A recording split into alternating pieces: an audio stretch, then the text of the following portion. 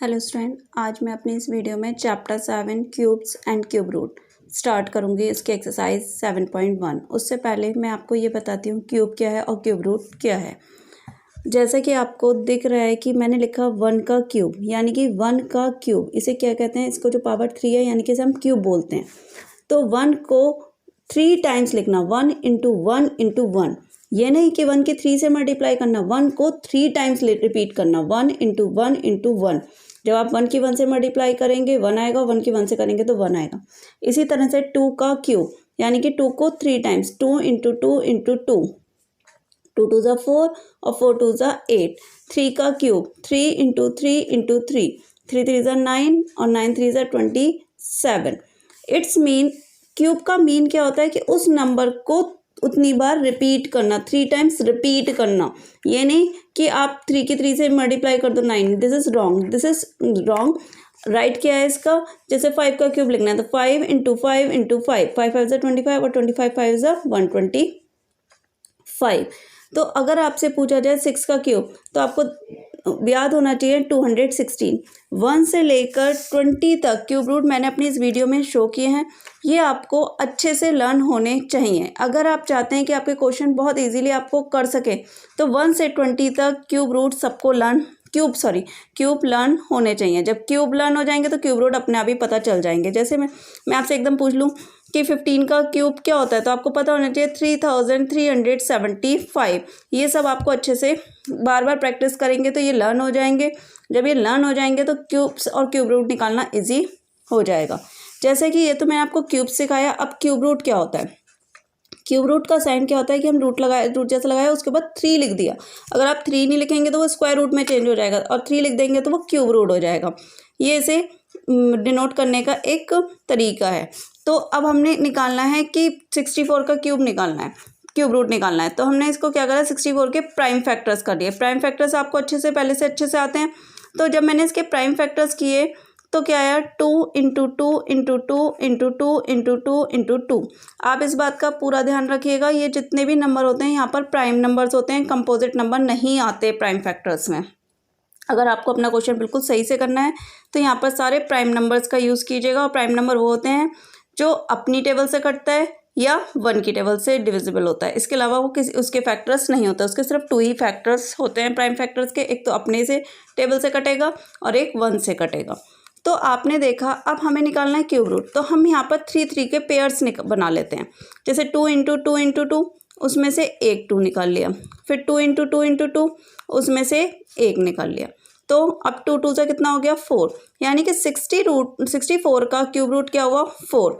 आप यहाँ से देखिए क्यूब रूट क्या होता है, वो नंबर जिसके हम क्यूब्स निकालते हैं, वो नंबर जिसके हम क्यूब निकाल रहे हैं, वो अगर उसको क्यूब रूट निकालना है तो वो केवल वो सेपरेट नंबर वो उसका क्या हो जाएगा, क्यूब हो जाएगा।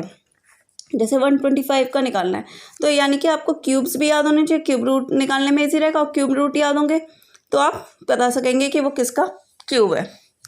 तो अब 125 है तो अब मैंने क्या करा, इसके प्राइम फैक्टर्स कर दिए। अब देखा इसमें 5, अब आप देख लो 5 किसका क्यूब रूट है, 125 है। 125 आपने देखा किसका क्यूब रूट है, सॉरी 5 बोल गई थी मैं। 125 किसका क्यूब रूट है, 5 का, उस नंबर का, है ना। तो ये हमें अच्छे से लर्न होने चाहिए। अब जैसे कि इसकी एक्सरसाइज 7.1 एक्सरसाइज स्टार्ट करते हैं। क्वेश्चन है, which of the following numbers are not perfect cubes. आपको यहाँ पर कुछ नंबर दे रखे हैं और उसमें ये बताना है कौन सा परफेक्ट क्यूब है और कौन सा नहीं है, है ना। तो मैंने सबसे पहले इसके प्राइम फैक्टर्स कर लिए। प्राइम फैक्टर्स आपको निकालने आते ही हैं। अब देखा 2 कितनी टाइम्स आया, 3, तो 2 की पावर 3 लिख दिया। और 3 कितनी टाइम्स आया, 3 टाइम्स आया। अब आप देख रहे हो दोनों की पावर 3 आ गई, यानी कि ये परफेक्ट क्यूब है। अगर परफेक्ट क्यूब है तो उसकी दोनों की जितने भी नंबर्स आ रहे हैं उनकी पावर्स 3 आनी चाहिए। अगर 3 नहीं आ रही तो वो परफेक्ट क्यूब नहीं है, इसलिए मैंने लिख दिया it is a perfect cube.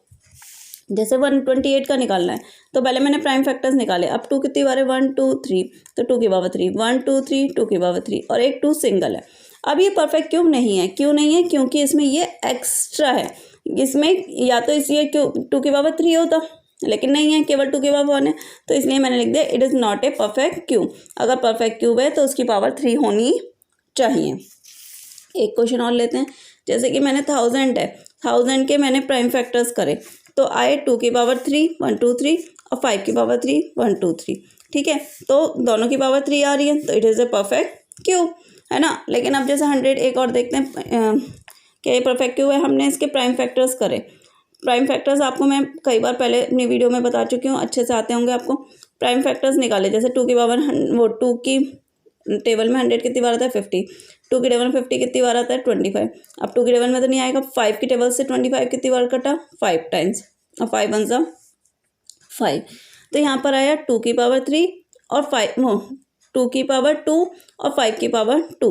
आप देखिए दोनों की पावर क्या आ रही है 2 आ रही है, और आनी कितनी चाहिए 3।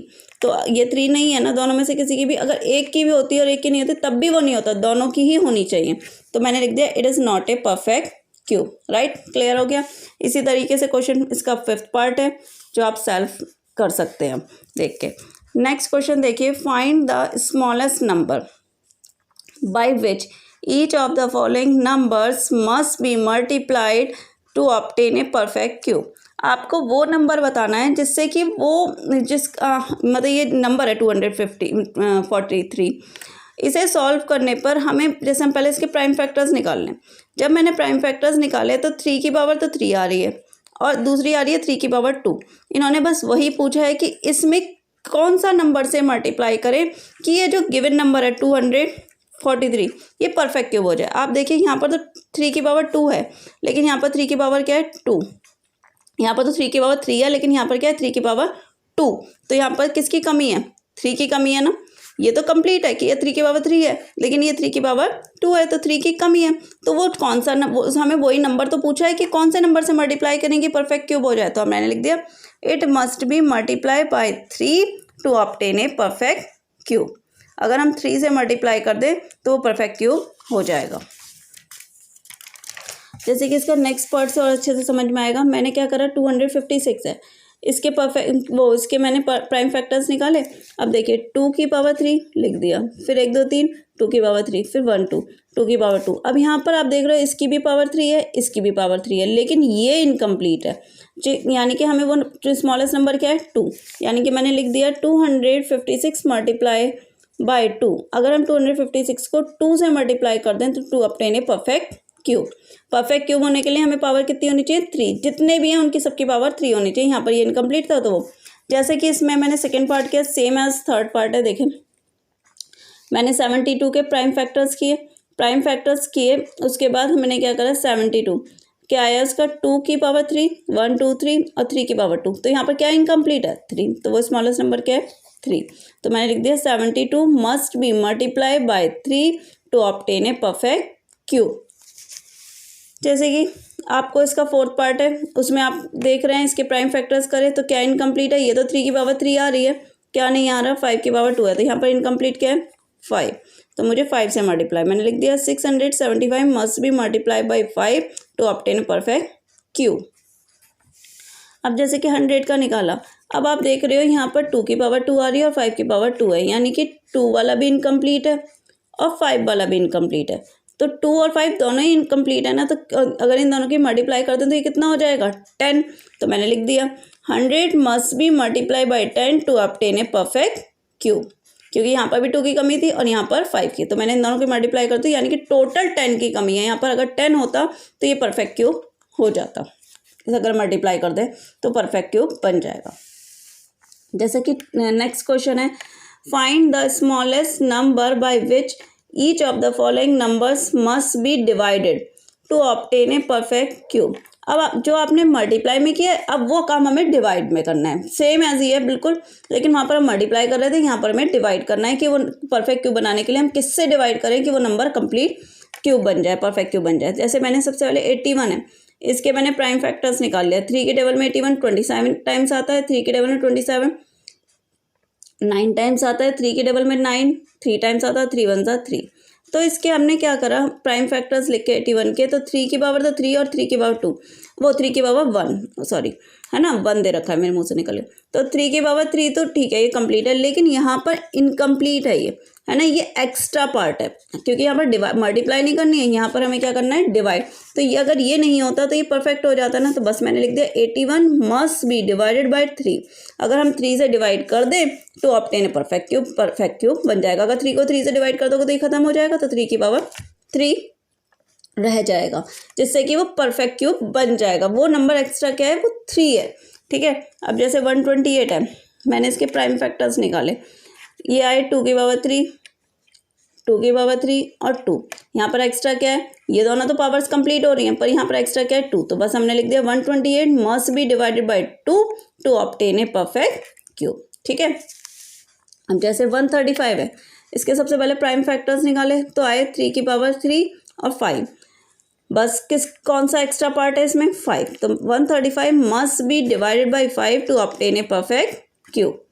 नेक्स्ट पार्ट 192 का करा, प्राइम फैक्टर्स आए 2 की पावर 3, 2 की पावर 3 और 3। कौन सा एक्स्ट्रा पार्ट है, 3। तो हम क्या लिखेंगे, 192 must be divided by 3 to perfect a वो to obtain a perfect cube. यानी कि 3 एक्स्ट्रा है ना, हमें वो नंबर डिवाइड करना था कि जिससे कि वो परफेक्ट क्यूब बन जाए पूरा। तो वो नंबर क्या था, 3। और क्यूब परफेक्ट क्यूब बनने के लिए सारी पावर्स कितनी होनी थी उसकी, 3। जैसे कि अब हमारा नेक्स्ट क्वेश्चन है, Parikshit makes a cuboid of plastic of sides 5 cm, 2 cm or 5 cm. How many such cuboids will he need to form a cube?